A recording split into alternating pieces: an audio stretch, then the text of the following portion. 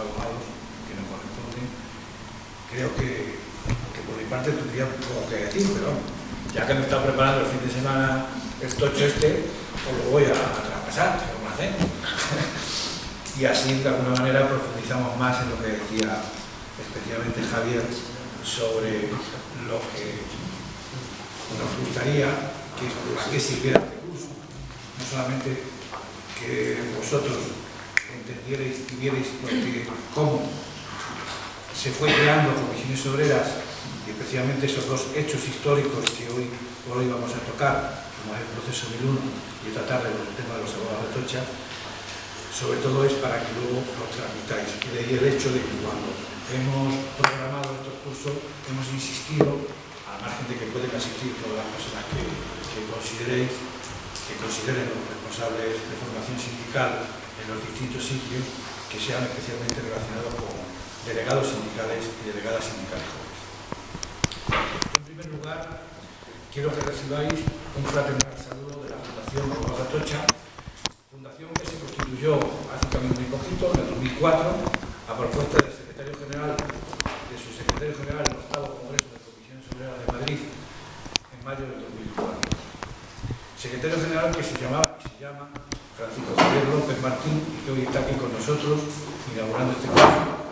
Como sabéis, en la actualidad Javier es el actual responsable de formación sindical y formación para el empleo a nivel confederal. Aprovecho también para comentaros brevemente que esa fundación tiene como fin fundamental mantener vivo el recuerdo, los valores y el espíritu de los abogados laboralistas que sufrieron el brutal atentado el 24 de enero del 77 en la calle de Atocha 55 y en el que fueron asesinados 4 abogados y un sindicalista: Javier Sauquillo, Javier Benavides, Enrique Valdelvira, Serafín Holgado y Ángel Rodríguez Leal. Y resultaron gravemente heridos 4 abogados más: Alejandro Huerta, Dolores González, Luis Ramos y Miguel Sarabia. Estos dos últimos fallecidos en los últimos años.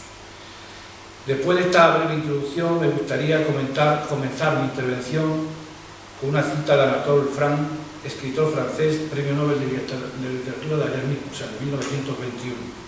No perdamos nada del pasado, solo teniendo en cuenta el pasado se construye el futuro.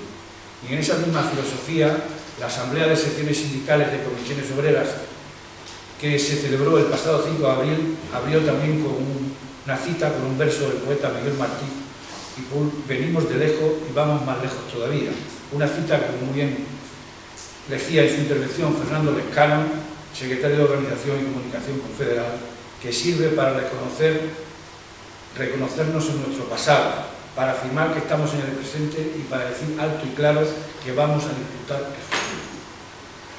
Y en esa línea también quiero comentaros de la forma más resumida posible los orígenes de Comisiones Obreras, nuestro sindicato, desde su inicio hasta su legalización en 1977. Como seguro sabéis, pero nunca está de más recordar, en 1939, al finalizar la guerra civil provocada por el alzamiento militar de 1936, se instauró en España una dictadura de carácter fascista que se mantuvo en el poder durante casi 40 años. Se prohibieron los partidos políticos, se disolvieron los sindicatos y sus militantes son encarcelados, fusilados o perseguidos. Al mismo tiempo se crearon los sindicatos verticales de afiliación obligatoria tanto para empresarios como para trabajadores, dirigidos por la patronal y los jerarcas del régimen.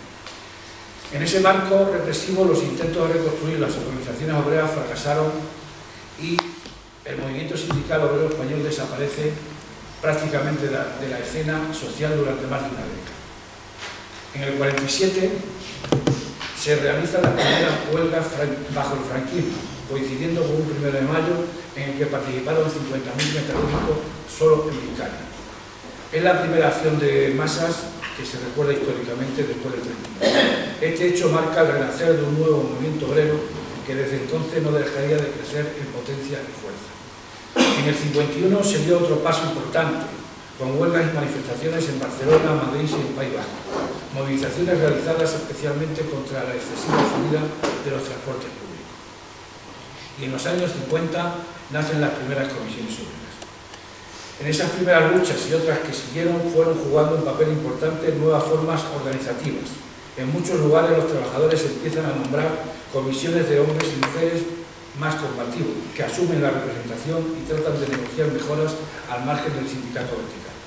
En esas primeras comisiones obreras espontáneas fueron impulsadas por el Partido Comunista de España, movimientos cristianos obreros y otros colectivos opuestos al régimen franquista. Nacen y mueren con cada conflicto. Históricamente estas son las primeras comisiones que con este o similares nombres hacen su aparición en el panorama sociolaboral. La historia de comisiones obreras ha comenzado entonces. Es la etapa de comisiones como movimiento espontáneo.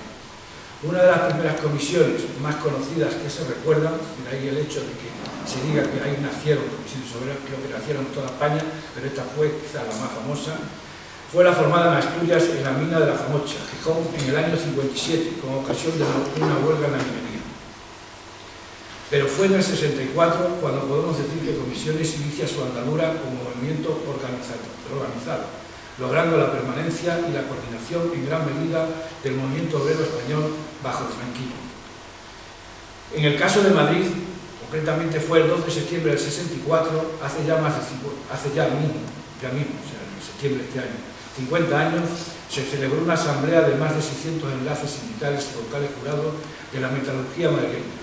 Esa asamblea está considerada como el hecho fundacional de las Comisiones Obreras de Madrid, y de ahí el hecho de que Comisiones Obreras de Madrid tiene previsto una serie de actos.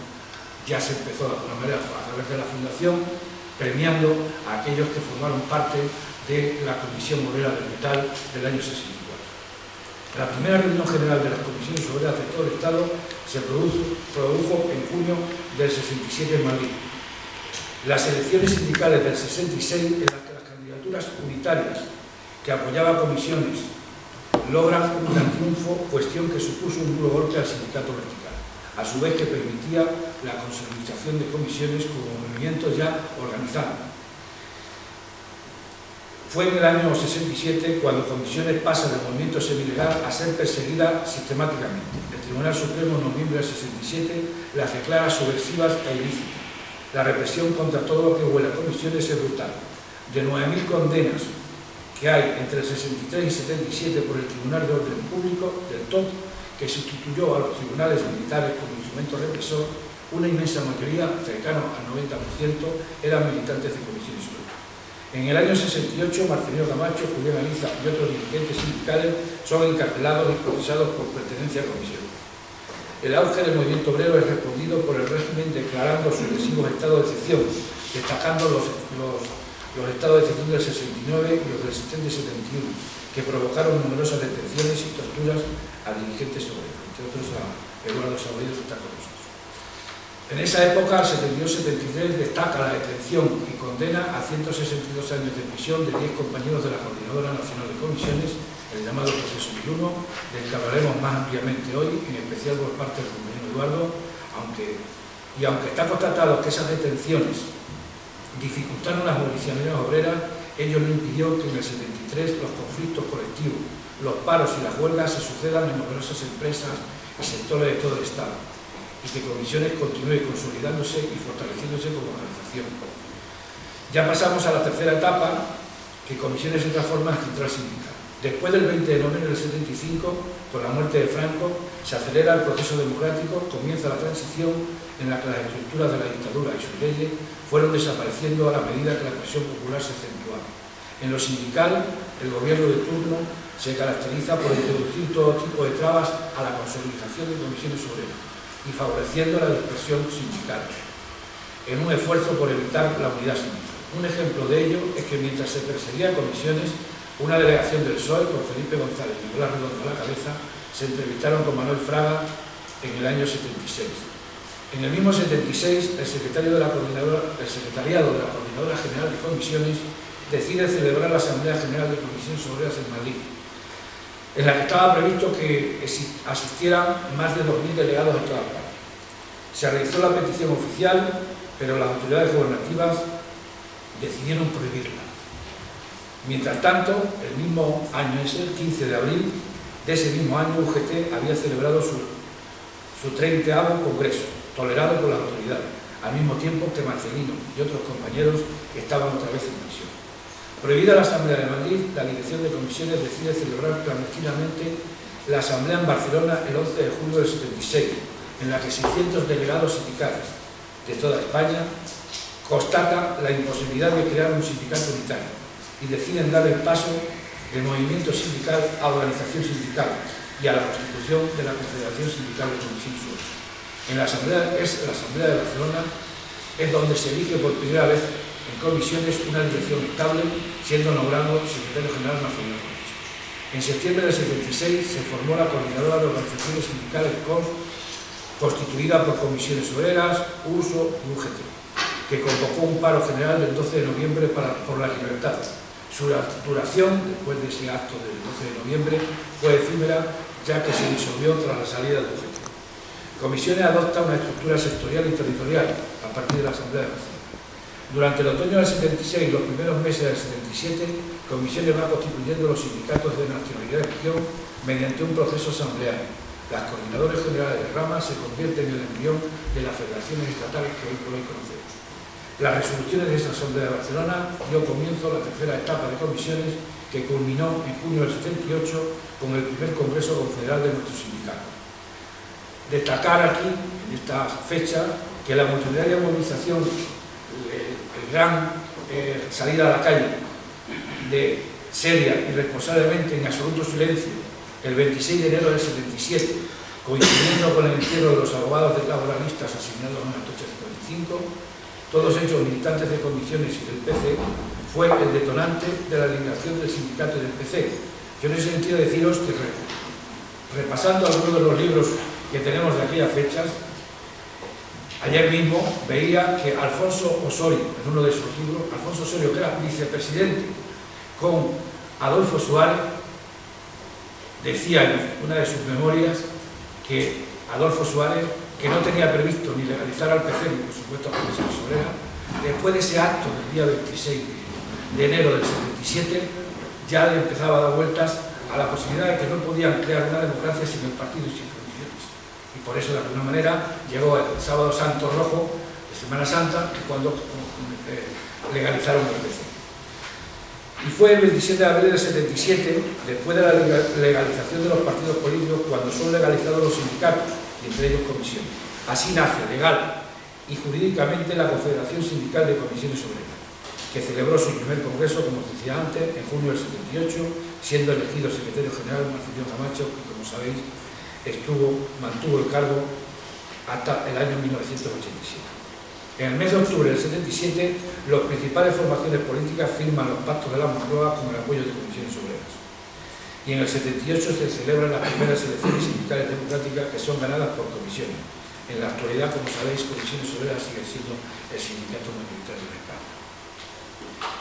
En esta síntesis de historia de comisiones que os acabo de contar es donde se enmarcan los dos hechos históricos de los que vamos a hablar más ampliamente hoy y que cambiaron, o al menos ayudaron a cambiar la historia de este país llamado España.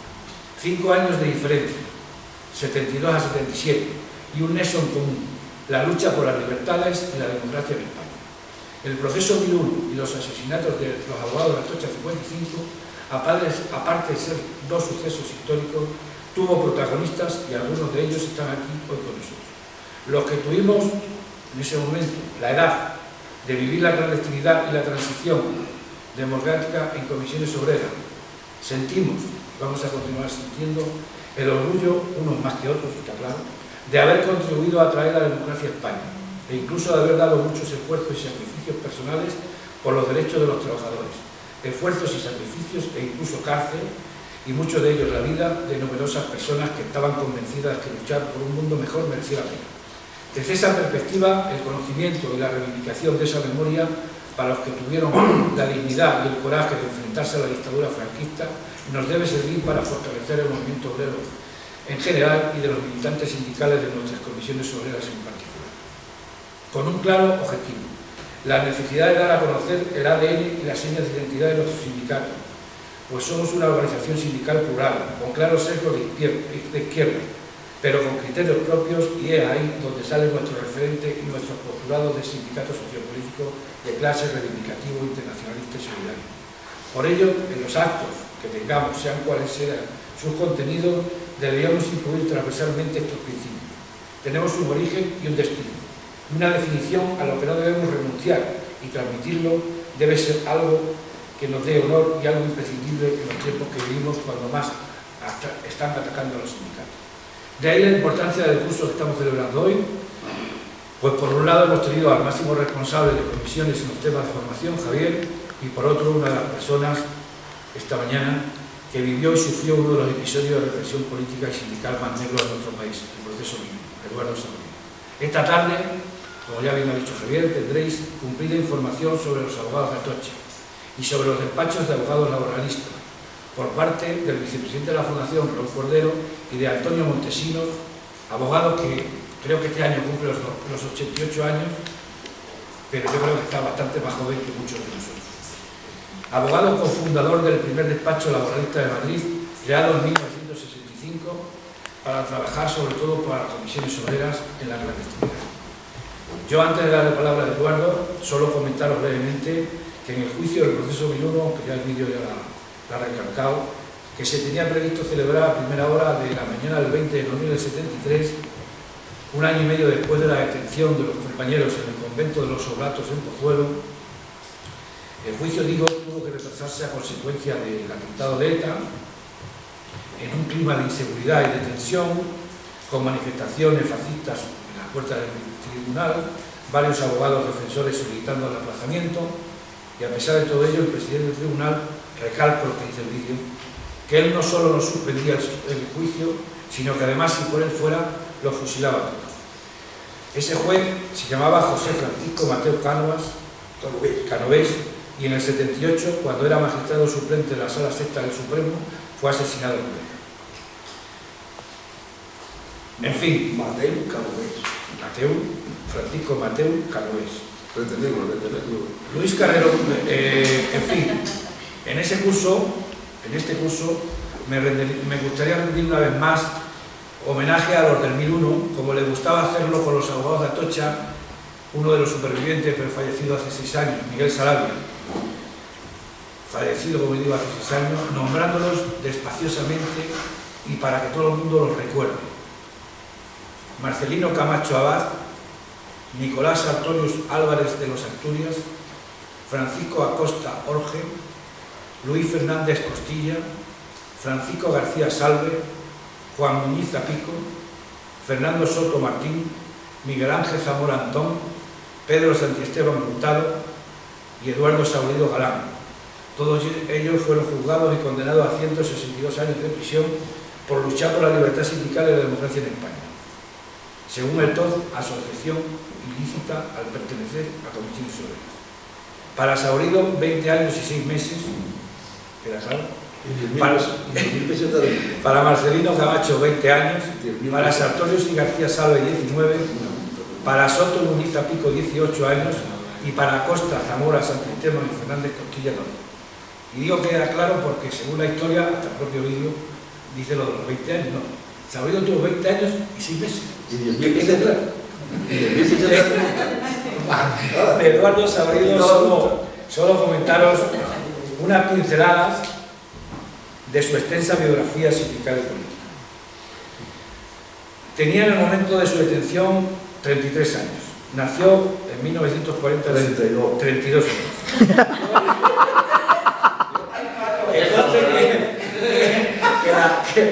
Los datos. En 1940, con 11 años comenzó a trabajar como motor. Bueno, tenía 33 cuando lo jugaron. Para quedar claro, cuando lo detuvieron. Con 11 años comenzó a trabajar como botones en un despacho de abogados. Ya empezó con el tema de los abogados. Y en el 57, ya con 17, fue contratado por la empresa Hispano Aviación, absorbida más adelante por Construcciones Aeronáuticas Casa, que ahora ya, por cierto, Airbus, que como bien conocéis, está en el periodo de defender a 8 sindicalistas también por haber previsto meterle no sé cuántos años de prisión por haber estado en una huelga general. En el 62, con 23 años, participó activamente en la creación de comisiones de Sevilla y un año después se presentó a las elecciones sindicales del Sindicato Vertical. Fue elegido enlace con 24 años y posteriormente vocal provincial. En el 66 fue reelegido enlace sindical y y en esa ocasión fue elegido vicepresidente de la sección social del Sindicato Provincial del Metal, que tiene que ser una cosa súper importante, en una candidatura unitaria que copó todos los cargos. En el 67 la Brigada Político-Social lo detuvo por primera vez, acusándole de asociación ilícita por su militancia en el PC. Fue condenado a 6 meses de cárcel y la jerarquía del sindicato vertical lo suspendió y posteriormente le destituyó de todos los cargos sindicales. El 1 de mayo del mismo año, del 67, su participación en una manifestación le llevó a una segunda detención y a su procesamiento por el TOZ por manifestación ilegal. Fue sancionado con multa gubernativa de 25.000 pesetas, que en aquel momento era más grave todavía que entrar a la cárcel. Puesto en libertad tras un mes de prisión, fue nuevamente detenido por cantar, junto a los trabajadores que lo recibían en el sindicato del metal, un himno de comisiones obreras compuesto en la cárcel. Esta vez el TOZ le acusó de desórdenes públicos. Desde esas fechas y hasta junio del 72 fue detenido en determinadas ocasiones y el 24 de junio del 72, en una reunión de la coordinadora, como decía antes, fue detenido conjuntamente con otros 9 compañeros. Fue por la sociedad ilícita a los 20 años y 6 meses. Tras la muerte de Franco formó parte del primer grupo de presos políticos puestos en libertad por el indulto del recién nombrado rey, y en febrero del 77 la Asamblea Regional de Comisiones, aún en la legalidad, fue elegido primer secretario general del sindicato en Andalucía. Y en el primer Congreso Confederal de Comisiones, celebrado en Madrid en el 78, fue elegido miembro de la Ejecutiva y del Secretariado. Y en su vertiente política, pues ha sido solo miembro de su Comité Central del Partido Comunista. En las elecciones generales del 79 fue elegido diputado a Cortes por Sevilla, pero tuvo poco tiempo porque volvió otra vez a la Secretaría General de Comisiones y dejó el Congreso. Destacaron, luego también fue elegido parlamentario autonómico por Izquierda Unida en Andalucía en el 86 y reelegido en el 90. Destacaron sus intervenciones parlamentarias en defensa de las empresas de crisis como Astilleros, Casa, Tasa, etc. Y en julio del 94 volvió a la empresa Casa, en la que había sido readmitido por Amnistía Laboral. Desde el 98 a 2013 ha sido director de la Fundación de Estudios Sindicales Archivo Histórico de Comisiones de Andalucía y en la actualidad es miembro honorario de su patronato. En fin, está muy en síntesis, es su biografía. Y que conste, como decía antes, eran solo unas pinceladas. En fin, sin más, deciros que muchas personas consideran muy importante la memoria histórica. Por supuesto, nosotros también la reivindicamos. Pero si eso es importante, lo es aún más la memoria viva. Y hoy está aquí con nosotros una persona que reúne las dos condiciones: historia viva e histórica de nuestras comisiones obreras. Y le dejo la palabra a Eduardo Saborío, que yo creo que es el que más nos puede contar de lo que ocurrieron en aquellos años, porque yo lo he tenido que ver en los libros. La verdad que tengo libros bajos, Por ejemplo, para los ferroviarios tengo el José Luis Martino de Jugo, que fue un secretario general, que yo comencé con él, del sindicato del ferroviario, y que en estas memorias habla del 64 al 80. Justo este año es cuando se hace también el 50 aniversario de la constitución del sindicato ferroviario en España. Tengo ¿Qué son las comisiones obreras?, de Nicolás Sartorio, escrita en el año 70 y tantos. Lo que ocurrió en Madrid en 2 años, 76-77, 2 años claves para el desarrollo de las comisiones obreras en Madrid, en un librito que la verdad que es de lo mejorcito que he podido leer, aparte de lo reflejado en el primer Congreso de Comisiones Obreras de Madrid, que en su día, cuando celebramos el 8º Congreso, creo que fue, lo entregamos a todos los delegados que asistieron al Congreso en su edición factible. Hay algunos más. Hoy he recibido uno que me da mucho cariño, que es la Marcha Negra de hace 20 años desde León a Madrid, en donde tanto Javier como yo participamos activamente hace 22 años aproximadamente, y la verdad que vosotros conoceréis, bueno, hay algunos que habrán conocido esta, la última Marcha Negra, que fue, la verdad, un recibimiento de los madrileños tremendo a aquellos mineros que vinieron. Esta se preparó sin tantas redes sociales como hay ahora, pero la verdad que también fue un gran recibimiento lo que se hizo a esta Marcha Negra, que llegó a Madrid hace 22 años. Cosas que, como bien decía Javier, creo que no pueden decir que estamos aquí porque hemos venido, como alguna pancarta aparecía en Sol no hace mucho, ya está bien que se os viese, cuando constantemente estamos en la calle. El propio Paco Lavado me decía que tiene, como a él le gusta mucho esto de las fotos, los vídeos y tal, como veis, sobre todo en el Facebook, tiene mucha tarea por delante durante el mes